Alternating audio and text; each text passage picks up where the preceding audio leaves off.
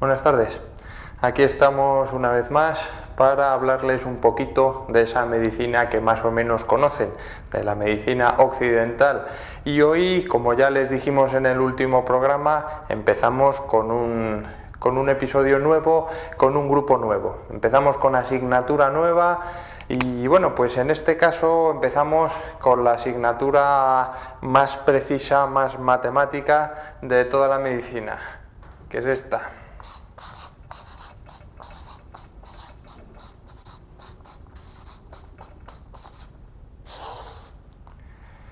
Y bueno, pues viendo el título supongo que se dan cuenta de que evidentemente lo de antes era broma. Esto es lo más impreciso dentro de todas las imprecisiones que hay en medicina, lo menos exacto de todo, la psiquiatría.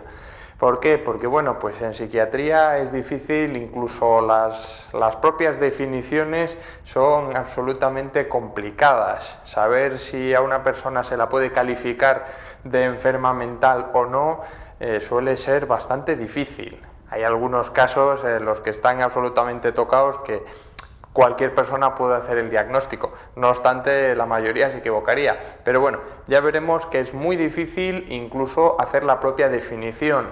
De hecho, bueno, pues congresos de psiquiatras y más psiquiatras no llegan nunca a ponerse de acuerdo a la hora de hacer una clasificación de enfermedades mentales, puesto que, como todo el mundo se puede imaginar, aquí las cosas no son 2 y 2, 4, ni muchísimo menos.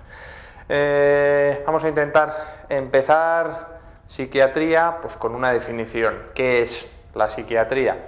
Pues la psiquiatría la vamos a ver como aquella rama de la medicina que trata a los enfermos mentales. Y además de enfermos mentales, es decir, personas que tienen enfermedades mentales, también trata más gente. Vamos a quitarnos de la cabeza esa idea muy arraigada en este país, que todo aquel que visita a un psiquiatra es que está loco. Vamos a quitar esa idea de la cabeza, que la tenemos muy arraigada, como ya digo, porque además de tratar enfermos, personas con enfermedades mentales, trata más gente. Trata gente con alteraciones de personalidad, con alteraciones de conducta, trata personas previamente sanas que, bueno, pues ante determinados problemas generalmente orgánicos, pues desarrollan esas enfermedades mentales, como puede ser la depresión que ya empieza a sonar en los primeros 5 minutos de psiquiatría porque es uno de los puntos fuertes de la misma. ¿De acuerdo? Ya hablaremos un poquito más detenidamente de la depresión, pero bueno, que vean que es una parte que trata pues casi a todas las personas en algún momento de su vida han sufrido una depresión en mayor o menor grado. Pues esas personas las trata también el psiquiatra. Están acostumbrados a ver en Estados Unidos el que no visita al psiquiatra es raro. Aquí en este país ocurre lo contrario y tenemos muchos prejuicios. Vamos a ver si conseguimos quitarlos a partir de aquí. Empezamos con los problemas de la psiquiatría. El primer problema consiste en decir cuándo algo empieza a ser una enfermedad mental o cuándo es algo normal. Y esto lo vamos a apuntar porque esta palabra es absolutamente clave en la psiquiatría. ¿Qué se considera normal o qué no se considera normal? Bueno, pues para ver si es normal o no, pues nos atenemos a distintos enfoques. Normalidad en cuanto a salud. Se considera mentalmente que una persona es normal cuando tiene salud mental, que casi que no avanzamos nada con esa definición. ¿Qué consideramos como salud? Bueno, pues salud mentalmente hablamos cuando no existe conflicto, ni con él mismo ni con las personas que le rodean, con su ambiente social. Eso por un lado, con ese enfoque. Normalidad también vamos a hablar estadísticamente. Es importante, hacemos aquí un poquito de matemáticas, aunque ya he dicho que desde luego aquí fallan considerablemente. Pero bueno, pues si tenemos nuestra curva de Gauss, que para otras enfermedades es mucho más aplicable, pero bueno, aquí digamos que a partir de esto para allá y de esto para allá, las cosas dejan de ser normales. Nosotros vamos a medir a intentar extrapolar matemáticamente pues determinadas reacciones, medir un poquito el grado de emociones, en fin, esas reacciones frente a un determinado estímulo. Pero claro, poner todo eso de tal manera que a una misma persona y a otra, y a otra, y a otra, se den las mismas circunstancias es prácticamente imposible. Entonces, bueno, pues con esto pues nos podemos aproximar un poquito, pero un poquito nada más, ¿de acuerdo? Por eso esto es tan complicado, tan complicado. Anormalidad significa enfermedad, tampoco porque, bueno, pues muchas personas por ciertos ideales políticos, religiosos o del tipo que sean, pues adoptan actitudes muy distintas del resto de la gente, del resto de la sociedad. Entonces, bueno, pues cuando alguien es tan pacifista que prefiere vivir en el campo aislado, pues evidentemente no es una actitud normal. Quiere decir, la mayoría de las personas no hacen eso. Que sea anormal quiere decir que está loco, que es un enfermo mental, ni mucho menos, ¿de acuerdo? Otro problema más para etiquetar a las personas dentro de este grupo. Importante también para tener un criterio de normalidad es valorar el entorno familiar, entorno social, entorno cultural de la persona. ¿Por qué? Pues, bueno, casi se lo voy a explicar más fácil con un ejemplo para que lo entiendan. Hace unos cuantos añitos, cuando yo estudiaba, pues estuvimos en consulta de psiquiatría un brasileño que acababa de venir a España y que, bueno, pues hablaba de brujas, posesiones, demonios que tenía dentro y de todo. Evidentemente lo primero que se piensa es una esquizofrenia, lo primero, pero resultó que no.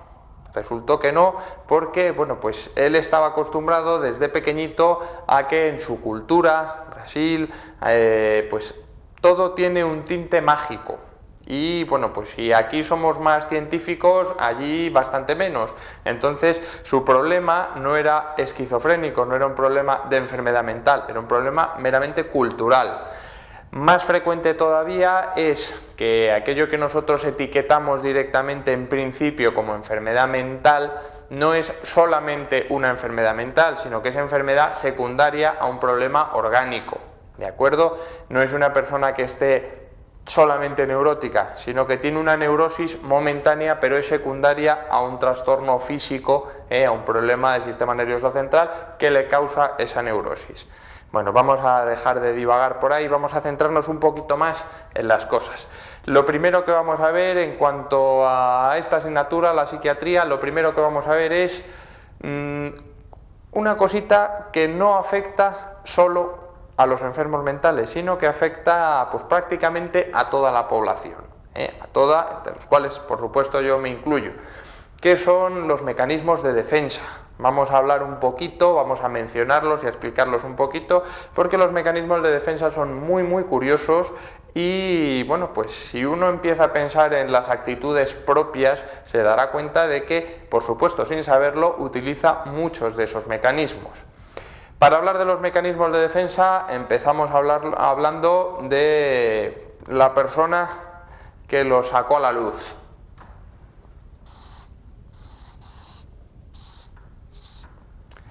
Y vamos a hablar de Freud, Freud, el psicoanálisis, pero vamos a ver muy poquito. Freud, que estructura la mentalidad de las personas en 3 niveles, ¿de acuerdo? El ello, el yo y el superyo. Vamos a poner aquí en medio el yo, aquí el superyo y aquí abajo el ello. La parte de abajo, el sustrato más inferior, es el inconsciente, ¿de acuerdo? Y de ese inconsciente es donde parten la mayoría de los mecanismos de defensa. Vamos a ir enumerándolos y vamos a explicarlos uno por uno. Primero vamos a decir, ¿para qué sirven? ¿Para qué sirve un mecanismo de defensa? Bueno, pues el mecanismo de defensa parte de aquí y el yo lo saca a la luz precisamente para evitar conflictos de la propia persona, para liberar tensiones, para quitar aquello que genera una discusión dentro de la propia persona, ¿De acuerdo?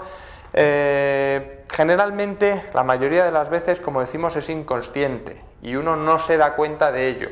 Puede darse cuenta, bueno, pues a raíz de pensar mucho en lo que hace, en la motivación que le lleva a hacer esas cosas, pues uno puede darse cuenta de que está recurriendo a esos mecanismos de defensa. Pero la mayoría de las veces son inconscientes y no nos damos cuenta de ellos. De todas maneras, reincidiremos sobre este punto porque hay muchas veces que uno se piensa que algo es un mecanismo de defensa, pero lo está haciendo absolutamente de forma consciente, con lo cual deja de serlo. Empezamos por el primero.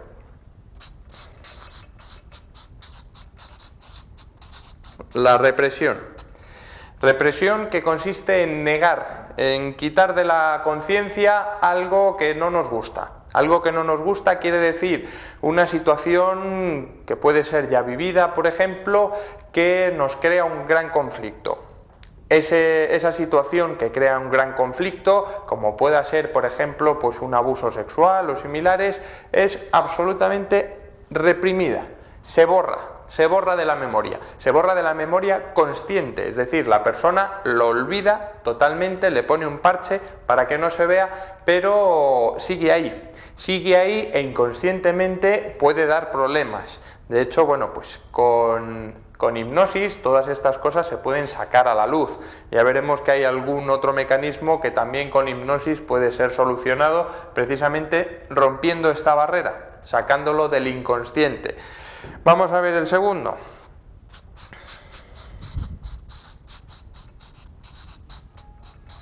La fantasía. Fantasía que, bueno, pues más o menos lo que llegamos a tener todos. Fantasía en cuanto a una manera de vivir, unos ideales, algo que de otra manera resulta inalcanzable. Pues bueno, pues se puede vivir imaginativamente ese deseo que no se puede hacer real y es absolutamente típico, por ejemplo, de los adolescentes. El problema está en cuando esto predomina en los adultos. Cuando un adulto no es capaz de enfrentarse a lo que realmente tenemos, a la vida normal, y en vez de enfrentarse a la realidad y tener los pies en la tierra, como se suele decir, pues se vive de fantasías, entonces es cuando viene el verdadero problema. Problema porque, bueno, pues fundamentalmente esto es una fuente de frustraciones inmensa, como se podrán hacer la idea, porque la mayoría de los deseos, de esos sueños que se fantasean precisamente porque son inalcanzables. Inalcanzables y, bueno, pues en las películas algunas veces se llega a ellos, pero en la vida real suele distar mucho de las películas. Pasamos al siguiente. Muy interesante este. Muy interesante. Sublimación. Sublimación consiste en desviar inconscientemente la finalidad de nuestros actos. Es decir, nosotros queremos hacer una cosa. Y nosotros queremos hacer esto y lo queremos hacer por algo. Pero esa motivación que nosotros nos llama más la atención, lo que más nos motiva realmente para la persona es inaceptable. Como es inaceptable por criterios morales, pues se sublima y esa motivación se traslada y buscamos otra. Por ejemplo, vamos a explicarlo con el ejemplo que siempre es más útil. Soy un gran empresario, absolutamente fantasioso, esto es totalmente irreal. Soy un gran empresario y como gran empresario pues tengo que despedir a Manolito, que es padre de familia. Y bueno, pues para mí el hecho de despedir a Manolito, que es padre de 6 hijos y lo voy a dejar en la calle por motivos puramente monetarios, a mí me resulta más rentable despedir a fulanito y Manolito va a ir a la calle para que yo gane más dinero. ¿De acuerdo? Ese es el motivo real. Como empresario voy a ganar más dinero echándole a la calle. Pero eso, pues en mi moral, me crea un conflicto. No me siento bien echando a Manolito por dinero. Entonces vamos a sublimarlo y vamos a buscar otra motivación. No le voy a echar por dinero, no. Le voy a echar porque aquí lo tengo infravalorado y seguro que va a encontrar otro sitio mejor. Aquí está perdiendo el tiempo con las posibilidades que tiene Manolito. Además, así el resto puede trabajar más a gusto, porque la verdad es que no se lleva bien con el de al lado y a fulanita no le cae bien. Entonces, yo lo voy a hacer por el bien del resto de la empresa, de los otros trabajadores, y lo voy a hacer por él. Porque Manolito aquí está muy mal y seguro que encuentra otro sitio que esté mejor. Entonces, Manolito va a la calle. ¿Qué es lo que ocurre? Al final hemos hecho lo que nosotros queríamos, echar a Manolito, le hemos echado precisamente para ganar más dinero, pero yo no tengo ningún tipo de remordimientos, ni quebraderos de cabeza, ni me angustio, ni nada, porque no le he echado por mí, le he echado por él, ¿de acuerdo? Sublimación. Esto es una de las muchas cosas, uno de los muchos mecanismos de defensa que se utilizan y que no es que se utilicen de forma patológica, es decir, no solo los enfermos mentales utilizan esto, ni mucho menos, ¿eh? Esto es un mecanismo de defensa. Vamos a ver el siguiente, el desplazamiento.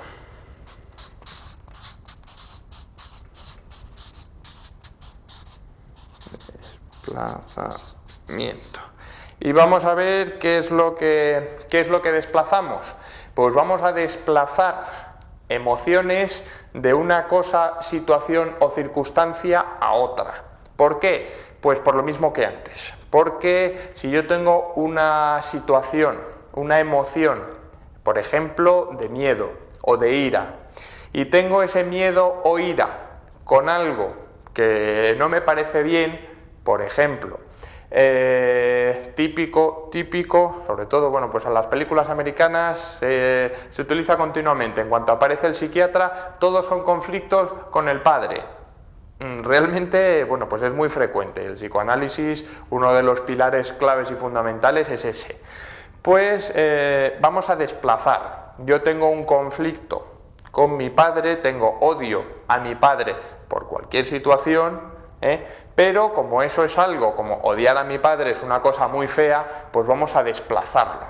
Y entonces lo que odio no es a mi padre, sino al perro que tiene mi padre. Y desplazamos ese odio hacia la figura paterna, que está muy mal visto por nosotros mismos, lo desplazamos por un odio hacia el perro. ¿De acuerdo? Eso es un desplazamiento. El pobre perro no ha hecho nada. Quien dice un perro dice el coche. Pues vamos a desplazar el odio de mi padre, lo desplazamos hacia el coche. ¿Por qué? Porque a lo mejor pensamos que nuestro padre le hace más caso al coche que a nosotros. Vamos a desplazar ese odio y no hay nada de malo en odiar un coche. Un poco tonto, pero bueno, no hay nada de malo en odiar al coche. Vamos a desplazarlo y ahora odio al coche. Conmigo mismo, pues ningún problema. Yo no tengo ningún problema porque yo odio al coche. Otra cosa es que yo odie a mi padre. No está bien. ¿De acuerdo? Esto es desplazamiento. También se utiliza mucho.